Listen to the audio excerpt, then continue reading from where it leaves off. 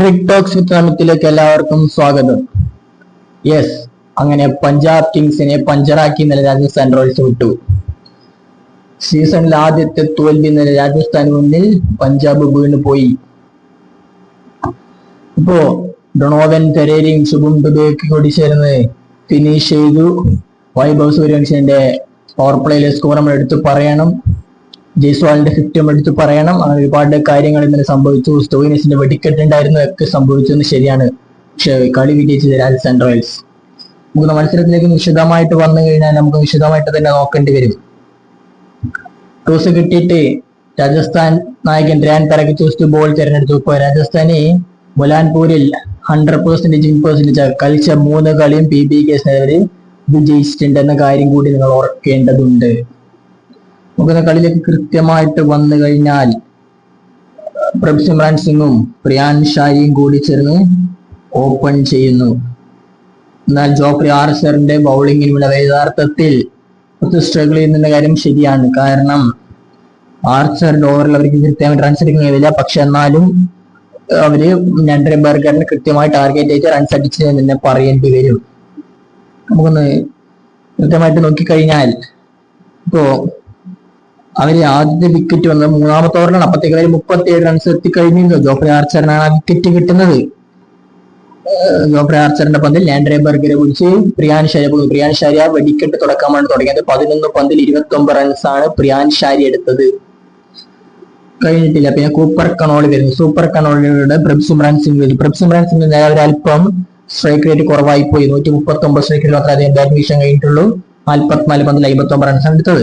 Cooper കണോളി ആവട്ടെ, അദ്ദേഹം 14 പന്തിൽ 30 റൺസാണ് എടുത്തത്. 3 കൾപ്പട്ടിക്കൂട്ടിന് 6 അദ്ദേഹം അടിച്ചിട്ടുണ്ട്. അദ്ദേഹത്തിന്റെ വിക്കറ്റ് യഥാർത്ഥത്തിൽ യാഷ് പുഞ്ചാടി ഡൊണോവൻ പെരേര പിടിച്ച് പുറത്താകുന്നു. അപ്പോഴത്തേക്കും ടീമിന്റെ ടോട്ടൽ 96ലേക്ക് എത്തി. 8 ഓവറിൽ 96 റൺസിലേക്ക് എത്തിക്കഴിഞ്ഞ പഞ്ചാബ്.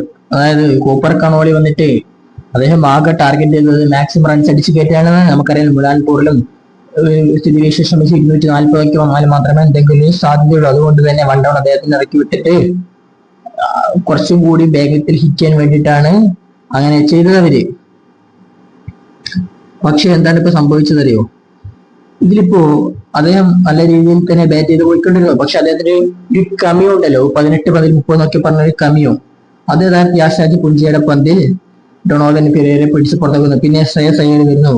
അയ്യർ വന്നിട്ട് കുറേ സമയം ബോള് ടച്ച് ചെയ്ത് കളിക്കുന്നു. പ്രഭ്സിമ്രാൻ സിംഗ് ഒരു ഭാഗത്ത് കീപ്പ് ചെയ്യുന്നു. അദ്ദേഹം അനായാസം അടിച്ച് പോകുന്നുണ്ട്. അനായാസം അല്ല, അദ്ദേഹം അതേ ടച്ചിലുണ്ട്. അദ്ദേഹം റൺസ് എടുത്ത് പോകുന്നുണ്ട്. അദ്ദേഹത്തിന് ഇപ്പോൾ മികച്ച ഫോമിലാണ്. അദ്ദേഹം ഈ സീസൺ ഓൾറെഡി 4ാമത്തെ 50 ആണെന്നുള്ള കാര്യം കൂടെ നിങ്ങൾ റീസെന്റ് ഫോം എടുത്താൽ അദ്ദേഹം കളിച്ചാൽ 5 കളിയിൽ 4 50s അദ്ദേഹം എടുത്തിട്ടുണ്ട്. അത് കാര്യം കൂടി നിങ്ങൾ ഓർക്കേണ്ടതുണ്ട്. അപ്പോ അദ്ദേഹം ഒരു ഭാഗത്ത് അടിച്ചു കൊടുക്കുക. അയ്യർ വലിയ ടച്ചിലേക്കായിരുന്നു ഇന്നലെ വന്നത്. അയ്യർ യഥാർത്ഥത്തിൽ അവസാനം ശരിയാണ്. പക്ഷെ അദ്ദേഹത്തിന് അതിന്റെ സ്കോറിലേക്കൊന്നും പോകാൻ പറ്റിയിട്ടുണ്ടായിരുന്നില്ല. പ്രഭ്സിമ്രാൻ അടിക്കുന്നത് യാഷ് പുഞ്ചിയാണ് പ്രഭ്സിമ്രാൻ ഔട്ടാക്കുന്നത്. അപ്പോഴേക്കും ടീമിന്റെ ടോട്ടൽ 13 ഓവറിൽ 14 ഓവർ 144 എത്തിക്കഴിഞ്ഞു. പ്രിയാൻ പരാഗ് പ്രഭ്സിമ്രാൻ പോകുന്നു. പിന്നെ അയ്യറിന്റെ കൂടെ മാർക്കസ് സ്റ്റോയിനസ് പിന്നെയാണ് താണ്ഡവം ആടിയത്. പിന്നെ എല്ലാ അവസാനത്തെ 2 ഓവറാണ് താണ്ഡവം ആടിയത് സ്റ്റോയിനസ്. അപ്പോൾ സ്റ്റോയിനസ് ഒരു കമിയോ കളിക്കുന്നുണ്ട്. അയ്യറിന് 27 പന്തിൽ 30 റൺസ് എടുത്തത്. അവര് ഭയങ്കരമായിട്ട് സ്റ്റോയിനസ് ആ പിച്ചില് ഒട്ടും ഇതാക്കാൻ പറ്റാത്ത രീതിയിലാണ് നല്ല ശ്രേയസ് ബാറ്റ് ചെയ്തത്. 27 പന്തിൽ 30 റൺസാണ് അയ്യറിനെ പോലും താരം ബാറ്റ് ചെയ്തത്. അയ്യറിനെ നമ്മൾ മോശത്തിന് അദ്ദേഹം വേൾഡിലെ ഏറ്റവും ബെസ്റ്റ് പ്ലെയർ ആണ്. എന്നാൽ പോലും ഇന്നലെ അദ്ദേഹത്തിന് എന്ത് പറ്റിയെന്നറിയില്ല. അദ്ദേഹം കുറച്ചും കൂടി വേഗത്തിൽ റൺസുകൾ സ്കോർ ചെയ്യണമായിരുന്നു. അപ്പോ അയ്യറും സ്റ്റോയിനസ് ഒരു ഭാഗത്തുണ്ട്. അയ്യർ അടിക്കാൻ നോക്കി അദ്ദേഹം കൃത്യമായിട്ട് കണക്ട് ചെയ്യാൻ പറ്റുന്നില്ല. അതൊരു പ്രശ്നമായിട്ട് ഇന്നലെ കണ്ടിട്ടുണ്ട്. അവിടെയാണ് യഥാർത്ഥത്തിൽ പഞ്ചാബിനെ ഇന്നലെ ഇതായിപ്പോയത്. പഞ്ചാബ് കിങ്സിന്റെ പ്ലാനൊക്കെ മാറിപ്പോയത് ആ ഒരു സമയത്തായിരുന്നു. കാരണം കൃത്യമായിട്ട് കണക്ട് ചെയ്യാൻ വേണ്ടിയിട്ട് പറ്റുന്നുണ്ടായിരുന്നില്ല. പക്ഷേ ഇപ്പൊ എന്താണ് സംഭവിക്കുന്നത് വെച്ചാൽ അയ്യറിന്റെ വിക്കറ്റ് പോകുന്നുണ്ട്.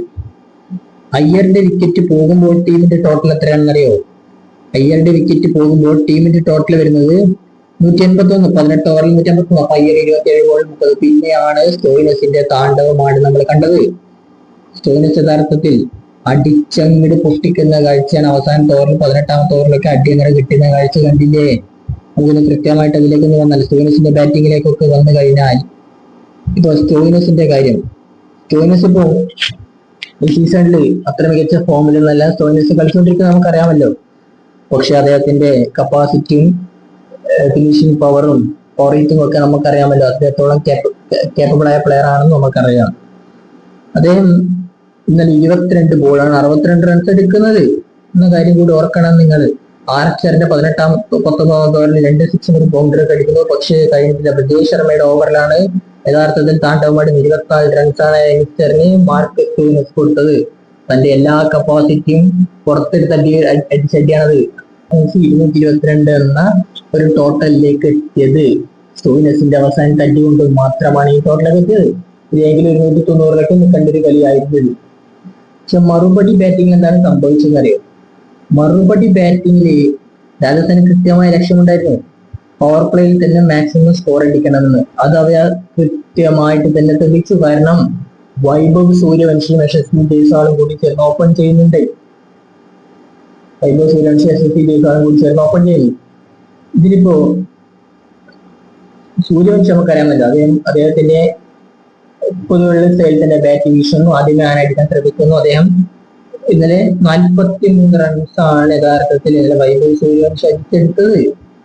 രണ്ടുപേരും ഇപ്പൊ വിക്കറ്റ് പോകുമ്പോൾ 51 റൺസ് ആയി കഴിഞ്ഞു. 3 ഓവറിൽ 51 എന്ന നിലയിലായിരുന്നു ഉണ്ടായത്. അതിൽ 16 പന്തിൽ 43 റൺസും നമ്മുടെ വൈഭവ് സൂര്യവംശിയുടെ പേരിൽ തന്നെയായിരുന്ന കാര്യം കൂടി നമ്മൾ ഓർക്കേണ്ടത് ഒന്നാണ്. അത്രയും പവർ ഹിറ്റിംഗ് അദ്ദേഹം നടത്തി. അദ്ദേഹം ഇപ്പൊ 400 റൺ മാർക്കിലേക്ക് എത്തുന്ന കാഴ്ചകൾ ടേംസ് ഓഫ് ബോൾ ഫാസ്റ്റസ്റ്റ് ആണ് IPL ഹിസ്റ്ററിയിൽ.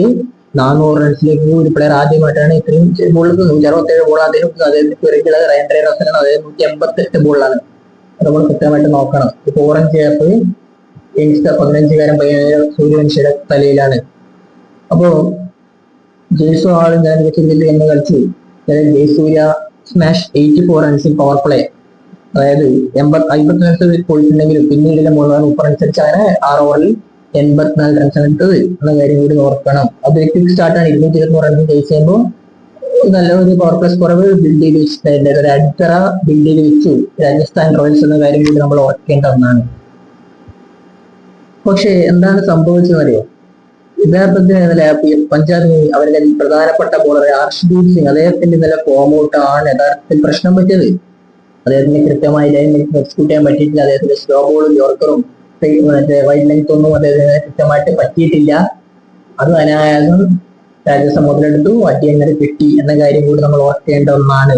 പിന്നെ ഹർപ്രീത് ബ്രാർ അദ്ദേഹത്തിന്റെ ഇമ്പാക്ട് ഉണ്ടാക്കി പറയണം. അദ്ദേഹം നല്ല രീതിയിൽ തന്നെ പന്തെറിഞ്ഞിട്ടുണ്ടെന്ന കാര്യം കൂടി നമ്മൾ എടുത്ത് പറയേണ്ടതാണ്. ഇന്നലെ രാജസ്ഥാനായിരുന്നു കളിക്കാനാണ് അവർ കളിച്ചത്. ജയ്സ്വാളിന്റെ കാര്യം, ജയ്സ്വാൾ ഇന്നലെ 51 റൺസ് എടുത്ത് ജയ്സ്വാൾ മടങ്ങി പോകുന്നുണ്ട്. ജയ്സ്വാൾ ഇന്നലെ 53 റൺസ് എടുത്ത് മടങ്ങി പോകുന്നുണ്ട്. അപ്പൊ പഞ്ചാബ് ടീംസ് ഒരു തിരിച്ചുവരവ് നടത്തേണ്ടത് തോന്നി. കാരണം യശ്വേന്ദ്ര ചാലാണ് വിക്കറ്റുകൾ എടുക്കുന്നത്. യശ്വേന്ദ്ര ചാലും ഹർപ്രീത് ബ്രാറും കൂടിയിട്ട് back to back dot ball ആകുന്ന വിക്കറ്റുകൾ എടുക്കുന്നു, റൺസ് ഡിലേ ചെയ്യുന്നു. അങ്ങനെ അവര് രണ്ടുപേരും കൂടി കളി മുന്നോട്ട് പിടിച്ചു നിർത്തുന്നു. ഇപ്പോ കൃത്യമായിട്ട് പറഞ്ഞു കഴിഞ്ഞാൽ ഹർപ്രീത് ബ്രാറിന്റെ സ്പെല്ല് നമ്മൾ എടുത്ത് പറയേണ്ട ഒരു സ്പെല്ലാണ് ഇന്നലെ ചെയ്തത്. അദ്ദേഹത്തിന്റെ സ്പെല്ല് നമ്മൾ എടുത്ത് പറയാം. അതിന്റെ ഒരു കാരണം എന്താണെന്ന് അറിയാം. ഹർപ്രീത് ബ്രാർ ഇന്നലെ 4 ഓവർ 25 റൺസ് മാത്രം അദ്ദേഹം കൊടുത്തിട്ടുള്ള കാര്യം കൂടി നമ്മൾ ഓർക്കേണ്ടതാണ്. വിക്കറ്റില്ലെങ്കിലും അദ്ദേഹം ആ 4 ഓവർ 25 റൺസ് മാത്രം വിട്ടുകൊടുത്തു. അവിടെയാണ് രാജസ്ഥാൻ കുറച്ച് പതറിപ്പോയി നല്ല കാര്യം ഉള്ളതാണ്. എനിക്ക് ജുറല് വന്നിട്ട് കളി വല്ലാണ്ട് സ്ലോ ആക്കുന്നുണ്ട്. ജുറലിൽ 20 പന്തിൽ 16 റൺസാണ് ജുറൽ എടുക്കുന്നത്.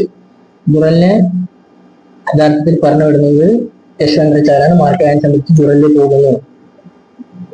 ജയ്സ്വാളിനെയും ചാരനെ പറഞ്ഞു വിടുന്നു. പിന്നെ പരാഗ്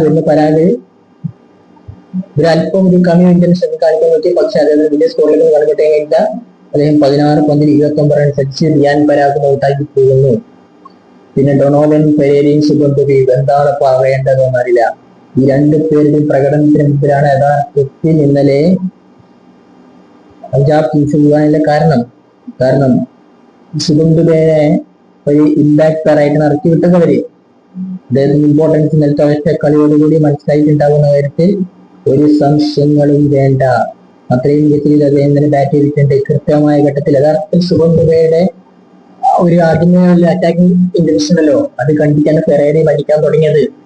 പിന്നെ അവസാനമാകുമ്പോൾ രണ്ടുപേരും കൂടി ചേർന്ന് അടിച്ചപ്പോ പഞ്ചാബ് കിങ്സിന്റെ കയ്യിൽ നിൽക്കാത്ത അവസ്ഥയിലേക്ക് എത്തിപ്പോയി. അവസാനത്തെ ഓവർ 4 പന്ത് ബാക്കി നിൽക്കുകയാണ് കളി ഇന്നലെ വിജയിച്ചത്. 128 റൺസാണ് രാജസ്ഥാൻ റോയൽസ് എടുത്തത്. Shouldn't they underline the importance of the impact that Ronald Pereira proved by Rajasthan Royals having him in? അതായത് ശുഭൻക്ക് അദ്ദേഹത്തിന്റെ ഇമ്പോർട്ടൻസ് എന്താണെന്ന് തെളിയിക്കാൻ പറ്റിയ സമയത്ത് റോവൻ പെരേര ഒറ്റയ്ക്ക് പ്രൂവ് ചെയ്തു. രാജസ്ഥാൻ റോയൽസിന് എന്തുകൊണ്ടാണ് എന്നെപ്പോലത്തെ പ്ലെയറെ ആവശ്യമെന്ന് അദ്ദേഹം ഒന്നും കൂടി പ്രൂവ് ചെയ്ത കാര്യമാണ്. കളിക്ക് ശേഷം ജയ്സോട് പറഞ്ഞ പിന്നെ ജയ്സോട് പറയുന്ന കാര്യം, ജയ്സോട് സൂര്യവംശിക്കൊപ്പം ബാറ്റ് ചെയ്യുന്നതിന് പറയുന്ന കുറച്ച് കാര്യങ്ങൾ നമുക്ക് അതിലേക്ക് നോക്കിക്കഴിഞ്ഞാൽ അവൻ നല്ല രീതിയിൽ അമേസിംഗ് ആയിട്ടാണ് കളിച്ചുകൊണ്ടിരിക്കുന്നത്. പിന്നെ നമ്മളൊരു നോൺ സ്ട്രൈക്കറായിട്ട് അവന്റെ പ്രകടനം കാണാൻ അത്ഭുതപ്പെട്ട് പോകുന്നുണ്ടെന്നും അദ്ദേഹം പറയുന്നുണ്ട്. പിന്നെ അദ്ദേഹം പറഞ്ഞു, ഞാനും ഇപ്പോൾ എങ്ങനെ തന്നെയാണ്, അതുകൊണ്ട് എനിക്ക് കൂടുതലൊന്നും അതിനെ അഡ്വൈസ് ചെയ്യാൻ പറ്റില്ല, എന്നാലും നമ്മൾ ബാറ്റിംഗ് എൻജോയ് ചെയ്യുന്നുണ്ടെന്നാണ് അദ്ദേഹം പറയുന്നത്. ജയ്സോട് അയ്യർ പറയുന്ന കാര്യം എന്താണെന്ന് അറിയോ? അയ്യർ പറയുന്നത് 224 സ്കോറാണ്, പക്ഷെ നമ്മൾ കൃത്യമായിട്ട് ആ പിച്ചിനെ പറ്റിയ രീതിയിൽ നമുക്ക് ബോളിംഗ് എക്സിക്യൂട്ട് ചെയ്യാൻ പറ്റിയിട്ടില്ല. സ്ലോ ബോളും ലോക്കറും ഇതൊന്നും അവർക്ക് കൃത്യമായിട്ട് രീതിയിൽ എക്സിക്യൂട്ട് ചെയ്യാൻ പറ്റില്ല. നമ്മളെ പ്രധാനപ്പെട്ട ബോളർ ഹർഷദീപ് സിംഗ് കുറച്ച് ഓഫ് കളറായി പോയി. അത് 1-2 ദിവസമൊക്കെ ഇങ്ങനെ ഉണ്ടാവുമെന്ന് ഇപ്പോ ക്യാപ്റ്റൻ ശ്രേയസ് അയ്യർ പറയുന്നുണ്ട്. പിന്നെ പെരേരയും ദുബിയൊക്കെ ചേർന്നിട്ട് കൃത്യമായ റൺസ്, ക്രൂഷ്യൽ റൺസ് അവസാനം അടിച്ചപ്പോ കുറച്ച് പ്രശ്നം പറ്റിയെന്നും ശ്രേയസ് അയ്യർ പറയുന്നുണ്ട്. റയാൻ പരാഗ് പറയുന്നു നമ്മൾ എന്താണ് ഡിസ്കസ് ചെയ്തത്, നമുക്ക് അച്ചീവ് ചെയ്യാൻ പറ്റി. നമ്മൾ കഴിഞ്ഞ കുറച്ച് കളി പരാജയപ്പെട്ടിട്ടാണ് വരുന്നത്, പക്ഷെ നമുക്ക് ഇപ്പൊ അച്ചീവ് ചെയ്യാൻ പറ്റി. പിന്നെ പെരേരയും ദുബിയൊക്കെ ചേർന്ന് മികച്ച രീതിയിൽ കളി ഫിനിഷ് ചെയ്യുന്നു അദ്ദേഹം പറയുന്നുണ്ട്. സീരിയസുള്ള പ്രകടനത്തെ കുറിച്ച് പറയുന്നത്, ആർത്തിന്റെ ബൗളിങ്ങിനെ കുറിച്ച് അദ്ദേഹം എടുത്തു പറയുന്നുണ്ട്. പെരേരക്കാണ് നല്ല പ്ലെയർ ഓഫ് മാച്ച് ഇത്. അദ്ദേഹം പറയുന്നു, ഇത് എനിക്കെപ്പോൾ ഓർമ്മിക്കാൻ പറ്റിയ നല്ല ഇന്നിങ്സും കളിപ്പിൽ ഞാൻ കളിച്ചിട്ട്, കാരണം ഗെയിം ഞാൻ വിജയിപ്പിക്കാൻ പറ്റി എന്ന കാര്യം കൂടി അദ്ദേഹം പറയുന്നു. പിന്നെ ശുഭം, ഞാൻ യഥാർത്ഥത്തിൽ കുറച്ച് പ്രഷറായിരുന്നു ആദ്യമൊക്കെ, പക്ഷേ ശുഭം വന്നിട്ട് ആ പ്രഷർ അങ്ങ് റിലീഫ് ചെയ്ത് അദ്ദേഹം ആദ്യമായി എടുക്കുന്നത് കണ്ടപ്പോൾ കുറച്ച് ഇത് തോന്നി, അങ്ങനെ എന്റെ പ്രഷർ അങ്ങനെ റിലീഫായി പോയെന്നാണ് ഇപ്പോൾ ഡൊണോവൻ പെരേര പറയുന്നത്. ഹർഷദീപ് സിംഗിന്റെ ഫോമില്ലായ്മ ഇങ്ങനെ യഥാർത്ഥത്തിൽ തിരിച്ചറിയിക്കും. അതേപോലെ പ്രധാനപ്പെട്ട ലോക്കി ഫെർഗൂസിന്റെ കാര്യം, ഫെർഗൂസിന് ഇങ്ങനെ യഥാർത്ഥത്തിൽ എന്താണ് സംഭവിച്ചത് എന്ന് അറിയില്ല. കാരണം ഫെർഗൂസിന്റെ കാര്യത്തിലേക്ക് വന്നു കഴിഞ്ഞാൽ ഫെർഗൂസൻ നില കൃത്യമായ ലെങ്ത് ഒക്കെ പരാജയപ്പെടുന്ന കാര്യങ്ങൾക്ക് അദ്ദേഹം കുറെ കാലത്തിന് കളിക്കാൻ ഇറങ്ങുന്നതാണ്. അതുകൂടി നമ്മൾ ഓർക്കേണ്ട ഒന്നാണ് എന്ന് കൂടി നമ്മൾ നോക്കണം. കാരണം ജെയിംസ് ഹോബ്സ് ഫാസ്റ്റ് ബോളിംഗ് വെച്ച് അദ്ദേഹം പറഞ്ഞ കാര്യം എന്താ അറിയോ?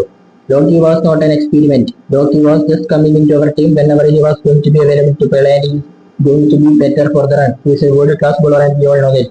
അതാണ് വേൾഡ് ക്ലാസ് ബോളറാണ്, അദ്ദേഹത്തിന് സമയം കൊടുക്കണമെന്നാണ് PBS bowling coach James hobs പറയുന്നത്. പിന്നെ ഹർഷദീപ് സിംഗ് ഇന്നലെ 68 റൺസാണ് കൊടുത്തത്. അത് PBS ബോളറിന്റെ ഒരു സെക്കൻഡ് വേഴ്സ്റ്റ് ഫിഗർ ആണ്. സേവിയർ ബേർട്ട് ആണ് ഇതിനുമുമ്പ് നമുക്കല്ല 69 റൺസ് കൊടുത്ത് ഡൽഹിക്ക് ദേശീയ തലത്തിൽ 264 റൺസ് അടിച്ച കളിയിൽ. അപ്പൊ ഏതായാലും PBS തോറ്റിട്ടുണ്ട്. അവർക്ക് ഇനി അങ്ങോട്ടേക്ക് എല്ലാ കളി തോൽവിയാകുമോ എന്ന് അറിയില്ല. പക്ഷെ പഞ്ചാബിന്റെ കപ്പാസിറ്റി ഒക്കെ നമുക്കറിയാമല്ലോ, ഒരൊറ്റ കളി കൊണ്ട് അവരെ 7 കളിയൊന്നും വേണ്ട. ഏതായാലും ഇപ്പോ IPL കുറച്ചും കൂടി ടൈറ്റിലേക്ക് വന്നിട്ടുണ്ടെന്ന കാര്യം സംബന്ധിച്ചേ പറ്റൂ. അപ്പൊ ക്രിക്കറ്റ് ലോകത്തെ കൂടുതൽ വിശേഷങ്ങളും വീഡിയോസുമായി നമ്മൾ വീട്ടിലെത്താം.